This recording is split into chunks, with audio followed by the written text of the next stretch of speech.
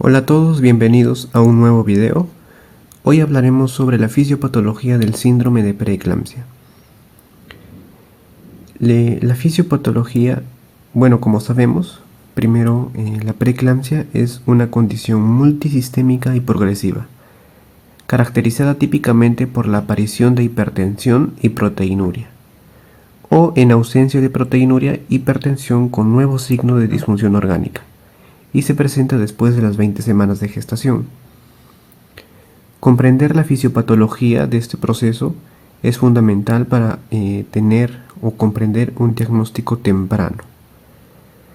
La preeclampsia no es simplemente hipertensión en el embarazo, es una enfermedad que puede afectar prácticamente todos los sistemas orgánicos de la madre. Los mecanismos exactos que desencadenan y perpetúan este síndrome son intrincados y aún se investigan, ¿no? Pero hoy vamos a identificar los conocimientos actuales sobre las alteraciones fundamentales que ocurren en el organismo materno. Comencemos por el sistema cardiovascular, que es uno de los más prominentemente afectados. Las alteraciones cardiovasculares en la preeclampsia son multifactoriales y se relacionan principalmente con tres aspectos interconectados. Primero, con una mayor poscarga cardíaca. Esta es una consecuencia directa de la hipertensión arterial sistémica. El corazón debe bombear sangre contra una resistencia periférica significativamente elevada. Segundo, tenemos a una precarga cardíaca alterada. Paradójicamente, a pesar de la sobrecarga de volumen que puede manifestarse como edema, la precarga cardíaca a menudo se reduce. Esto se debe a una expansión del volumen plasmático que es patológicamente disminuida en comparación con un embarazo normal. Además, la administración intravenosa de soluciones cristaloides puede aumentar esta precarga, a veces de forma abrupta. Y tercero, tenemos también a la activación endotelial con fuga capilar. Un sello distintivo de la preeclampsia es la disfunción endotelial, que provoca una fuga de líquido intravascular hacia el espacio intersticial o extracelular, contribuyendo al edema y la hipovolemia relativa. Los cambios hemodinámicos pueden ser variables y dependen de múltiples factores. La gravedad de la preeclampsia, la presencia de enfermedades crónicas subyacentes en la madre y el aumento del espectro clínico en el que se realicen las mediciones. Es crucial destacar que en algunas mujeres estos cambios cardiovasculares pueden incluso preceder a la manifestación clínica de la hipertensión. Una vez que la preeclampsia se manifiesta clínicamente, observamos un patrón característico. El gasto cardíaco tiende a disminuir. Esta reducción se debe, al menos en parte, a un aumento significativo de la resistencia vascular periférica.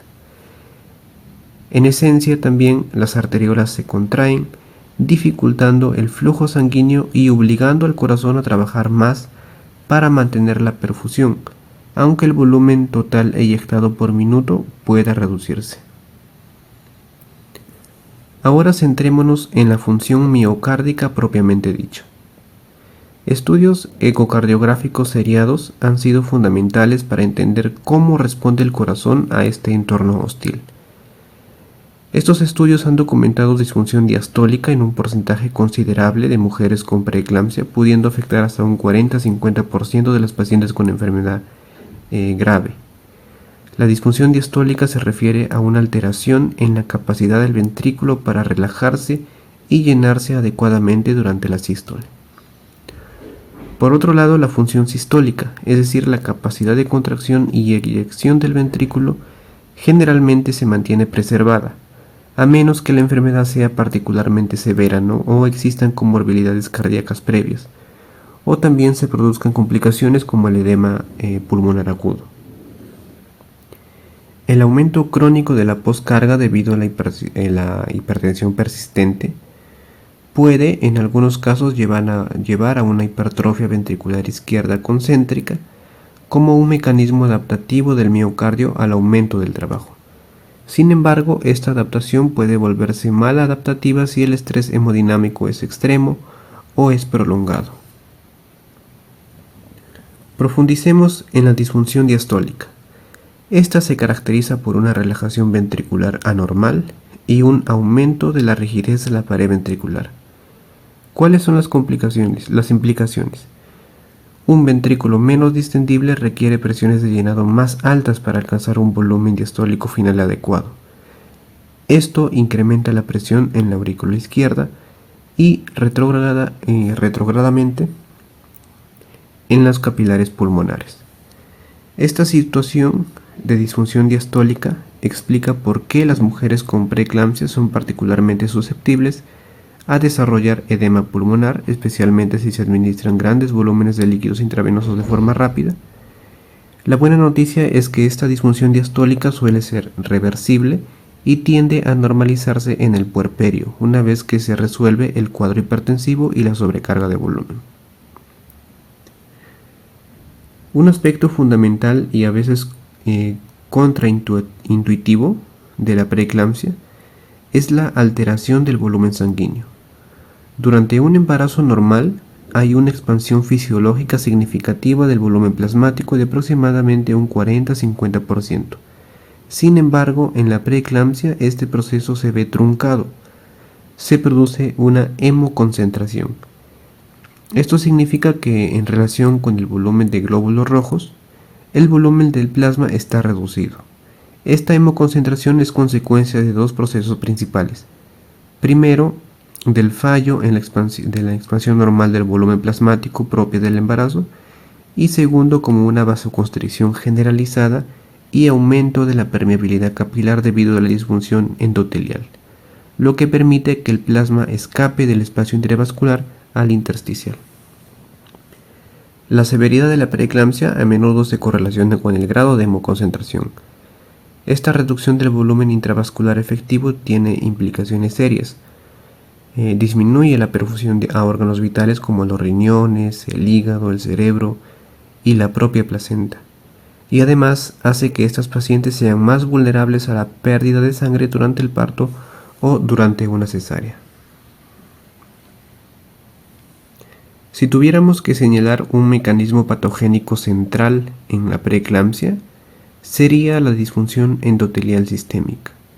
El endotelio, que es esa capa única de células que recubre el interior de todos los vasos sanguíneos, normalmente juega un papel crucial en la regulación del tono vascular. También participa en la permeabilidad, la coagulación y la inflamación. En la preeclampsia se postula que factores circulantes, muchos de ellos originados en la placenta isquémica, dañan o activan estas células endoteliales a lo largo de todo el organismo materno. Esta activación endotelial generalizada se manifiesta clínicamente como aumento de la permeabilidad vascular, lo que lleva a edema generalizado, proteinuria y en casos severos edema pulmonar o cerebral. También se puede manifestar con alteración de la vasoreactividad.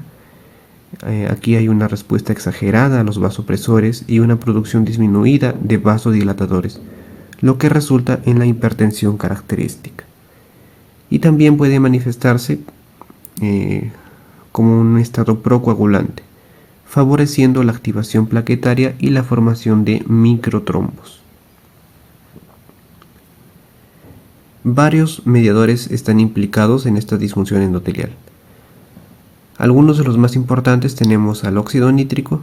El óxido nítrico es un potente vasodilatador endógeno producido por las células endoteliales. En la preeclampsia se observa una disminución en la biodisponibilidad del óxido nítrico. Esto puede deberse a una menor producción o a una inactivación aumentada por especies reactivas de oxígeno. La deficiencia de óxido nítrico contribuye significativamente a la vasoconstricción y a la hipertensión. También tenemos a la endotelina 1, que es uno de los vasoconstrictores más potentes conocidos. En las mujeres con preeclampsia, los niveles circulantes de endotelina 1 están significativamente elevados. Esta sobreproducción de endotelina 1 por el endotelio activado agrava la hipertensión y la reducción del flujo sanguíneo a los órganos.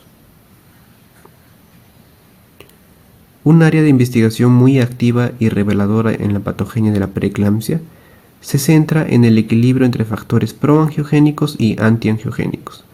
Estos factores son cruciales para el desarrollo y mantenimiento vascular normal.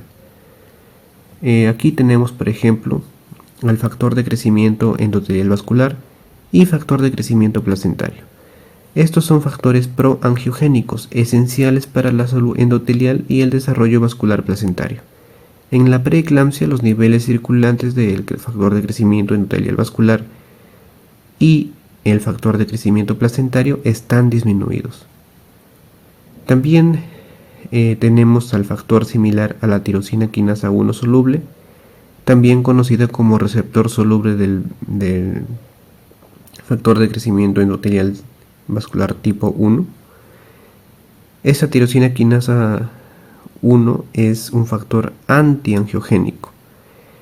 Es una forma truncada del receptor de membrana para el factor de crecimiento endotelial vascular y factor de crecimiento placentario.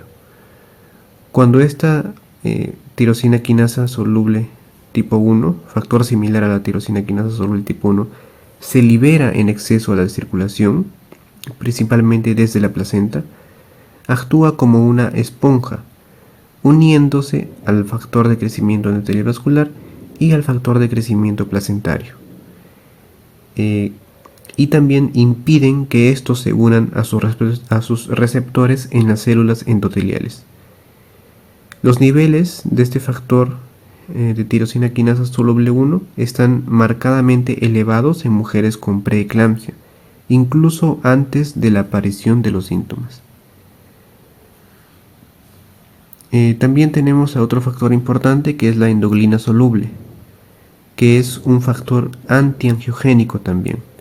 Esta endoglina soluble también se encuentra elevada en la preeclampsia, actúa sinérgicamente con el factor similar a la tirosina quinasa 1 soluble para inducir una disfunción endotelial más severa.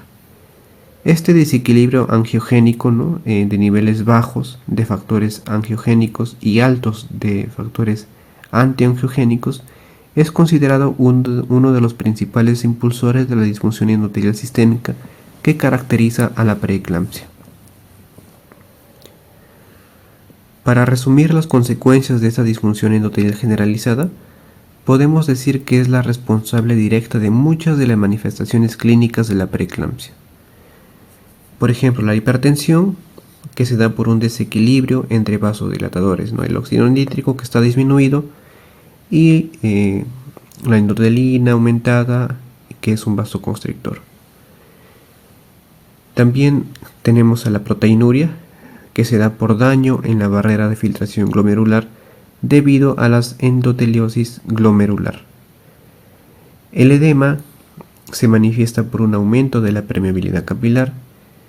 Además, también hay activación de la coagulación llevando a trombocitopenia y en casos graves a coagulación intravascular diseminada o síndrome de HELLP. Además, también tenemos a la disfunción orgánica múltiple, incluyendo la afección hepática, renal, cerebral. Pasemos ahora al sistema hematológico. La preeclampsia induce cambios significativos en los componentes sanguíneos. Como mencioné, trombocitopenia. La disminución del recuento de plaquetas es común, observándose en aproximadamente el 15 al 20% de las pacientes con preeclampsia. La trombocitopenia en la preeclampsia es principalmente el resultado de una mayor activación, agregación y consumo periférico de plaquetas en los sitios de la lesión endotelial, así también como una destrucción microangiopática. Si la trombocitopenia es severa, hasta menos de 100.000 plaquetas, se asocia con un mayor riesgo de complicaciones y es uno de los componentes del síndrome del HELLP. También tenemos que se produce a nivel hematológico la hemólisis. La hemólisis o destrucción de glóbulos rojos puede ocurrir especialmente en las formas más graves de la preeclampsia como el síndrome de HELLP. Se trata de una anemia hemolítica microangiopática. Los glóbulos rojos se fragmentan al pasar por los pequeños vasos sanguíneos que están principalmente ocluidos por depósitos de fibrina y plaquetas debido a la lesión endotelial. Esto se evidencia por la presencia de esquistocitos, que son glóbulos rojos fragmentados, en el frotis de sangre periférica También hay aumento de la lactato deshidrogenasa y bilirrubina indirecta también se aumenta, mientras que disminuye los valores de la aptoglobina. El riñón es un órgano diana principal en la preeclampsia y su afectación es una de las características definitorias del síndrome. Tenemos cambios estructurales en el riñón como la glomeruloendoteliosis. La lesión renal característica de la preeclampsia se denomina así, glomeruloendoteliosis. Histológicamente se observa una hinchazón, es decir, un edema de las células endoteliales de los capilares glomerulares, lo que reduce u ocluye las luces capilares. También puede haber interposición de células mesangiales y depósitos de fibrina. Es importante destacar que estos cambios son generalmente reversibles después del parto, una vez que cesa el estímulo patogénico, ¿no? A nivel renal también está la tasa de filtración glomerular, ¿no? Durante el embarazo normal, la tasa de filtración glomerular aumenta significativamente. Sin embargo, en la preeclampsia, la tasa de filtración glomerular disminuye. A menudo disminuye entre un 25 y un 50% por debajo de los niveles normales en el embarazo. Esta reducción en la capacidad de filtración del riñón contribuye a la acumulación de productos de desecho como la creatinina y el nitrógeno ureico en sangre. A nivel renal también tenemos a la proteinuria, que se define como la excreción de 300 miligramos o más de proteínas en orina de 24 horas. Es un sello distintivo de la preeclampsia y es el resultado del aumento de la permeabilidad de la barrera de filtración glomerular debido a la glomeruloendoteliosis. Inicialmente la proteinuria puede ser selectiva, es decir, albúmina principalmente, pero a medida que la lesión progresa se vuelve no selectiva, permitiendo el paso de proteínas de mayor tamaño. A nivel renal también hay concentración sérica de ácido úrico. La hiperuricemia es un hallazgo muy común en la preeclampsia. Se debe principalmente a una disminución en la excreción renal de ácido úrico, tanto por la reducción de la tasa de filtración glomerular como por una alteración en su secreción tubular. Aunque la hiperuricemia se correlaciona con la severidad de la enfermedad y el resultado perinatal adverso, su valor como predictor o marcador diagnóstico único es limitado debido a su baja especificidad. El hígado también puede verse afectado en la preeclampsia, con un espectro de manifestaciones que va desde elevaciones leves de las enzimas hepáticas hasta cuadros graves como el síndrome de HELLP, infartos hepáticos o en raras ocasiones ruptura hepática. La afectación hepática se caracteriza patológicamente por necrosis periportal o focal. También hay depósitos de fibrina en los sinusoides hepáticos y hemorragias subcapsulares o intraparenquimatosas. El dolor en el cuadrante superior derecho del abdomen o en el epigastrio es un síntoma común y alarmante que a menudo refleja la distensión de la cápsula hepática, que es la cápsula de Gleason, debido a edema o hemorragia o isquemia hepática. La afectación del sistema nervioso central es una de las complicaciones más temidas de la preeclampsia, siendo la eclampsia, es decir, la aparición de convulsiones tónico-clónico generalizadas, su manifestación más grave. Los síntomas neurológicos premonitores tenemos a la cefalea persistente, que a menudo es frontal u occipital. También hay alteraciones visuales, hay fotopsias, escotomas, diplopía, visión borrosa, amaurosis o ceguera cortical transitoria. También hay hiperreflexia y clonus. A nivel del sistema nervioso también podemos tener ceguera cortical y desprendimiento de retina. La ceguera cortical transitoria se debe a edema vasogénico en los lóbulos occipitales, a menudo asociado con el síndrome de encefalopatía posterior reversible. El desprendimiento seroso de retina también puede ocurrir, aunque es menos común, ¿no? Ambas situaciones suelen ser reversibles. Luego está el edema cerebral.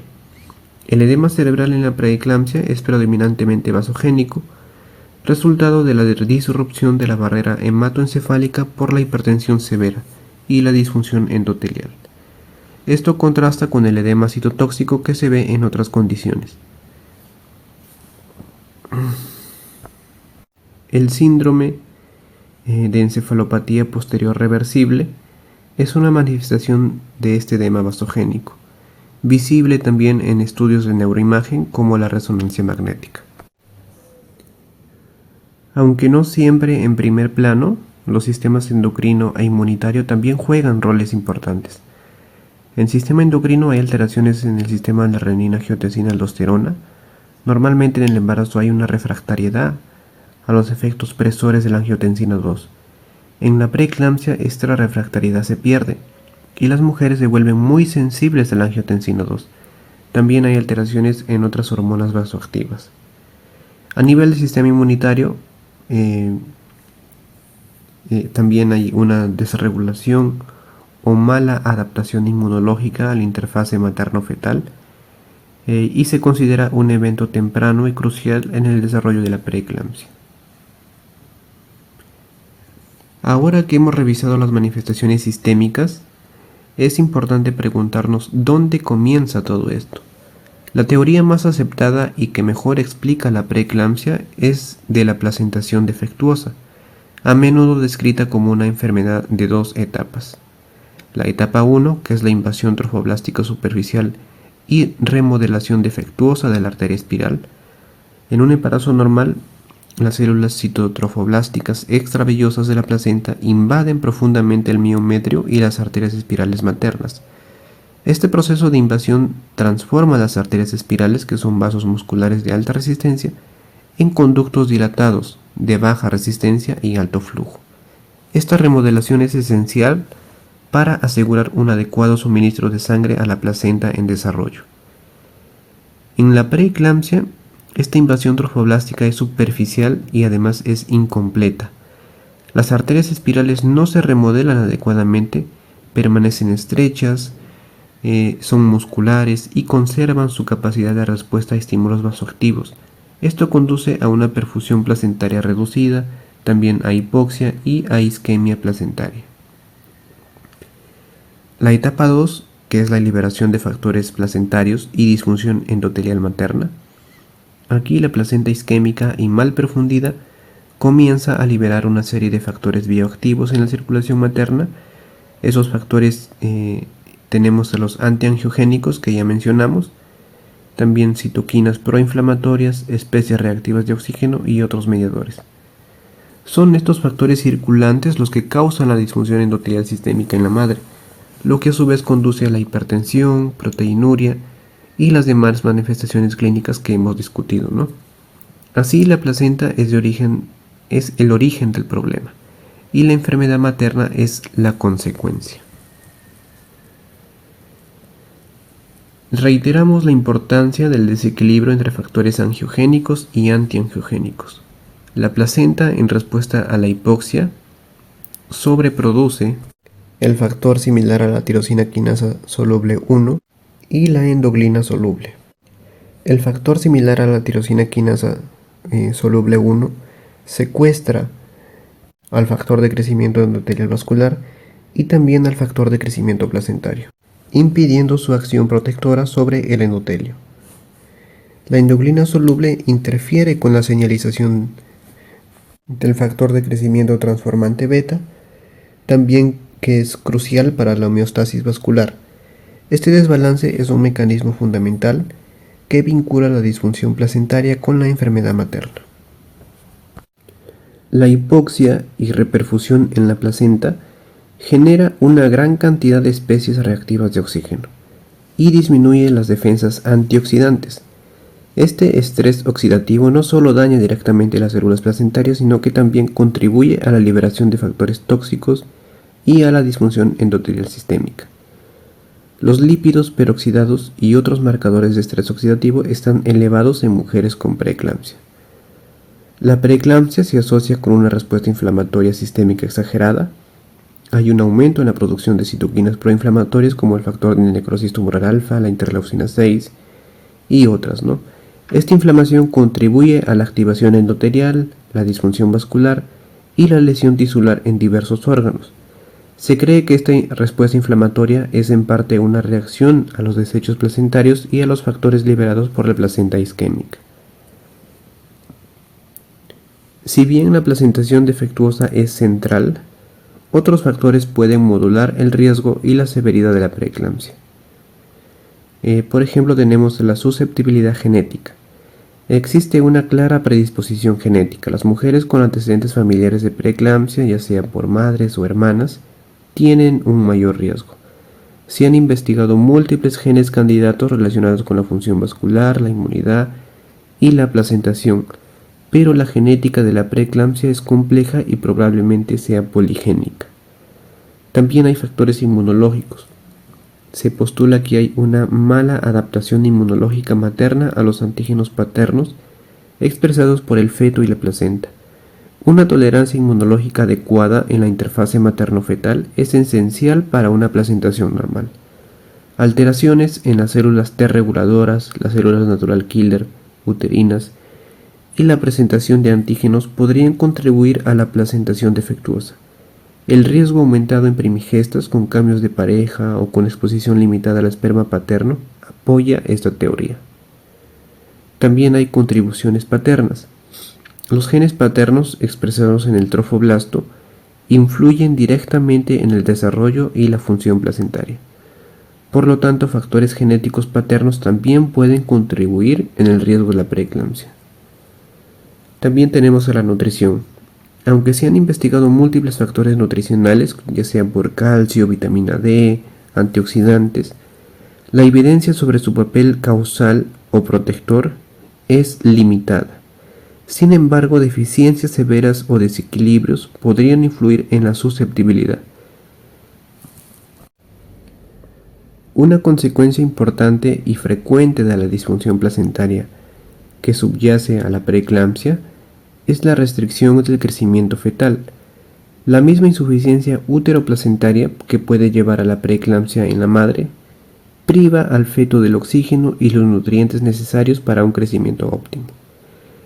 La restricción de crecimiento fetal no es una causa de la preeclampsia, sino más bien una manifestación de la misma patología placentaria subyacente y puede servir como un indicador de la gravedad de la enfermedad placentaria. El crecimiento deficiente suele limitarse a los fetos cuyas madres desarrollan preeclampsia, especialmente si es de inicio temprano o severo. Los hallazgos ecográficos como la estimación del peso fetal, la velocimetría Doppler de las arterias uterinas o umbilicales y cerebrales medias fetales son útiles para identificar y monitorizar la restricción del crecimiento fetal. El Colegio Americano de Ginecología y Obstetricia confirman que si bien los hallazgos ecográficos son útiles para predecir la restricción del crecimiento fetal, actualmente no son herramientas suficientemente robustas por sí solas para predecir de manera fiable la aparición de la preeclampsia en la población general, aunque la investigación en este campo aún continúa, ¿no? A pesar de los avances en la comprensión de su fisiopatología, la predicción precisa de la preeclampsia sigue siendo un desafío. Se han investigado diversas formas de onda de velocidad de flujo a través del Doppler para predecir la preeclampsia. Sin embargo, hasta la fecha, ninguna de estas mediciones ha demostrado ser lo suficientemente adecuada o robusta para su uso clínico rutinario en la predicción de la enfermedad. La investigación actual se centra en combinar marcadores bioquímicos, factores maternos de riesgo y mediciones biofísicas como la presión arterial media, el Doppler de arterias uterinas en el primer trimestre, para desarrollar algoritmos de predicción más efectivos, especialmente para la preeclampsia de inicio temprano. En conclusión, la fisiopatología de la preeclampsia es un proceso complejo y multifactorial que se inicia con una placentación defectuosa. Esta placentación anómala conduce a hipoxia e isquemia placentaria, lo que provoca liberación de factores principalmente antiangiogénicos e inflamatorios. Estos factores desencadenan una disfunción endotelial sistémica en la madre, que es el evento patogénico central responsable de la constelación de signos y síntomas que definen este síndrome, ¿no? Como la hipertensión, proteinuria, edema, y la afectación de múltiples órganos como el riñón, hígado, cerebro, ¿no? Al comprender estos mecanismos intrínsecos, no solo nos ayuda a manejar mejor a los pacientes, sino también a desarrollar nuevas estrategias de predicción, prevención y tratamiento de esta enfermedad. Y bueno, muchas gracias por su atención. Hasta aquí el video de hoy. No olviden suscribirse y estén atentos a los próximos videos.